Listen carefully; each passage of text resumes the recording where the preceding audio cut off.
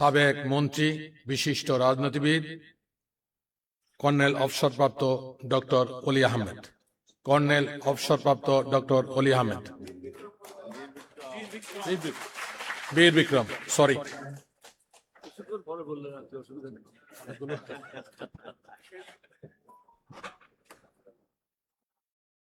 এই আলোচনা সভার সম্মানিত সভাপতি, উপস্থিত প্রধান অতিথি, বিরোধী দলীয় সম্মানিত নেতা, মঞ্চে উপবিষ্ট নেতৃবৃন্দ, সামনে উপবিষ্ট ভাইয়েরা, সাংবাদিক ভাইয়েরা, আসসালামু আলাইকুম ওয়া রাহমাতুল্লাহি ওয়া বারাকাতুহু। আসলে এখন খাওয়ার সময় দেরি হয়ে যাচ্ছে, আপনারা সবাই ক্ষুধার্ত, আরো অনেক বক্তা রয়ে গেছে, আমি বেশি লম্বা করব না। সংস্কারগুলি যখন শুরু হয় প্রত্যেকটা রাজনৈতিক দলকে ওখানে ডাকা হয়েছিল, বিএনপি সহ সবাই এটাতে প্রায়গুলিতে ঐক্যমত হয়েছিল, কয়েকটাতে ডিসেন্ট দিয়েছিল। এখানে পরোয়ার সাহেব বলে গেছেন বিএনপির অনেক নেতা মাঠে যখন গেল তারা কি বলল, হ্যাঁ ভোটে ভোট দেবেন। এই সংস্কারের কারণটা কি ছিল? আমাদের যে ছেলেরা শহীদ হলো, সমগ্র দেশ আন্দোলন করলো কিসের জন্য? এই সংস্কারের জন্য, বৈষম্য দূর করার জন্য।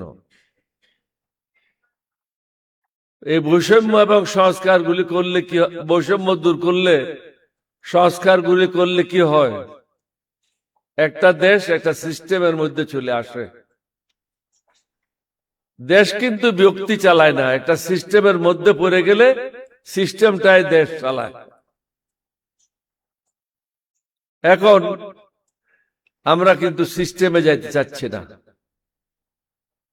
আমরা জানি এটা ভুল, কিন্তু সেটা আমরা গ্রহণ করতে চাচ্ছি না। আমরা জানি একজন জাজ হাইকোর্টের, তাকে যদি অ্যাপয়েন্টমেন্ট দেওয়া হয়, সেখানে যদি সব দলের নেতৃবৃন্দরা তাকে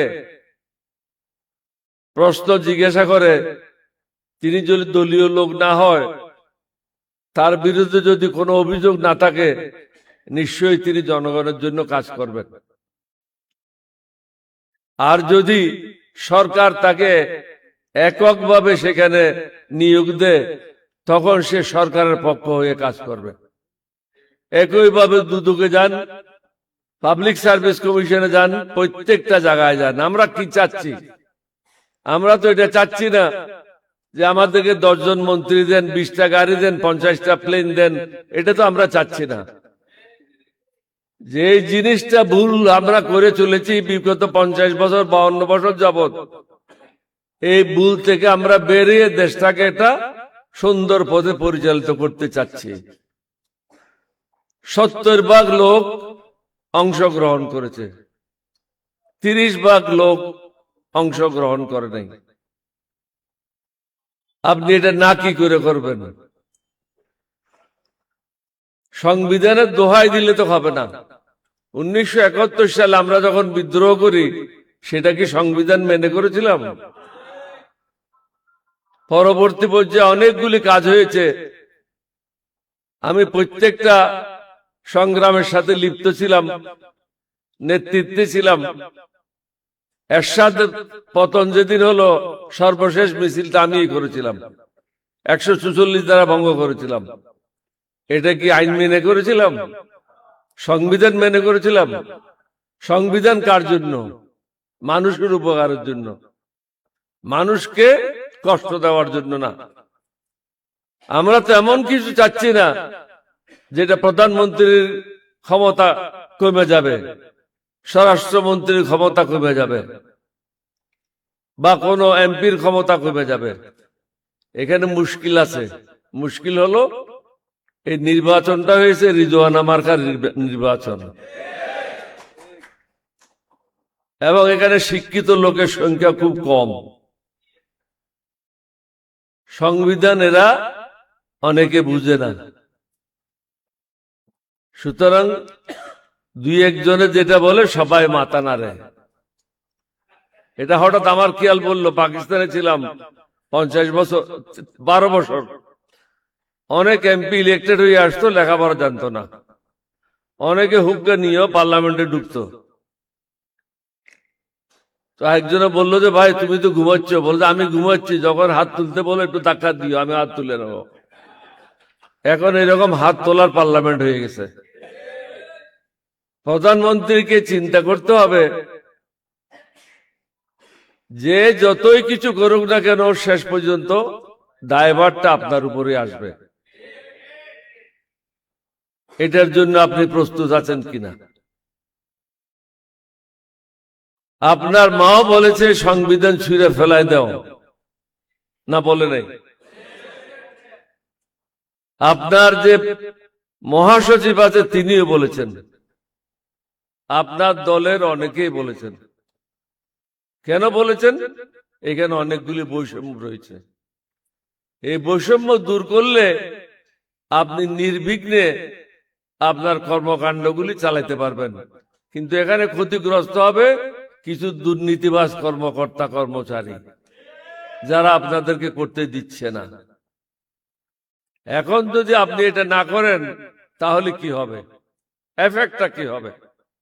গতকাল আপনারা দেখেছেন পাকিস্তানের আসিফ মুনির আর শাহবাজ শরীফ মনে করলো আলেকজান্ডারের মতো বিশ্ব জয় করে নেবে, আমেরিকাকে ডেকে নিল, ইরানের লোক তো আসলো। আসলে এটা তারা আমেরিকার একটা পলিসি ছিল যে তারা হেরে যাচ্ছিল, 10-12 দিন সময় নিল আবার রিগ্রুপিং করার জন্য, প্রস্তুতি গ্রহণ করার জন্য। ইরানও মনে করলো মন্দ কি, আমরা আমাদের জিনিসগুলি গুছাই নি।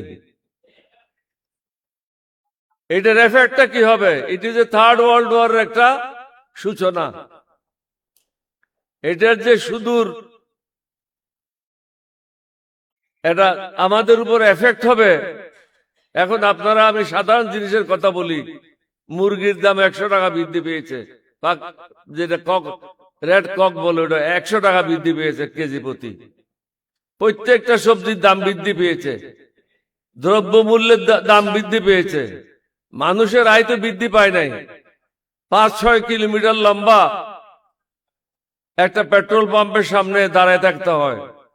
যে লোকটা আগে মোটরসাইকেল দিয়ে জীবিকা নির্বাহ করত, সে এখন 2 বা 3টা ট্রিপের বেশি মারতে পারে না, বাকি সময় তাকে পেট্রোল পাম্পের সামনে দাঁড়ায় থাকতে হয়। সুতরাং ইকোনমিক ইম্প্যাক্টটা কি হবে এই জিনিসটা আপনাকে বুঝতে হবে।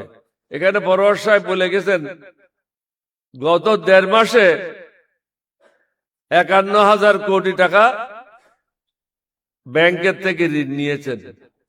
তাহলে পুরো বছর হলে কত হাজার লক্ষ কোটি টাকা হবে? এছাড়াও এটা তো হলো ইকোনমিক সাইডটা, বাইরে যে অশান্তিটা হবে এটা কিভাবে সামাল দেবেন?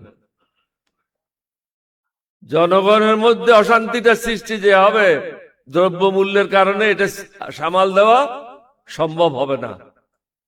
তারপরে আমরা তো বসে থাকবো না। আমরা কি বসে থাকবো? আঙ্গুল চুষবো? আমরা রাস্তায় নামবো। তাহলে কোনটা ঠেকাবেন? দ্রব্যমূল্য ঠেকাবেন, নিজের আসন ঠেকাবেন, না 11 দলীয় ঐক্য জোটকে থামাবেন? 11 দলীয় ঐক্য জোটকে ধাপে ধাপে রাস্তায় নামতে হবে। এটার বিকল্প নাই, সোজা আঙ্গুলে গিয়ে উঠবে না। আপনাদের সবাইকে ধন্যবাদ। বাংলাদেশ জিন্দাবাদ। আসসালামু আলাইকুম।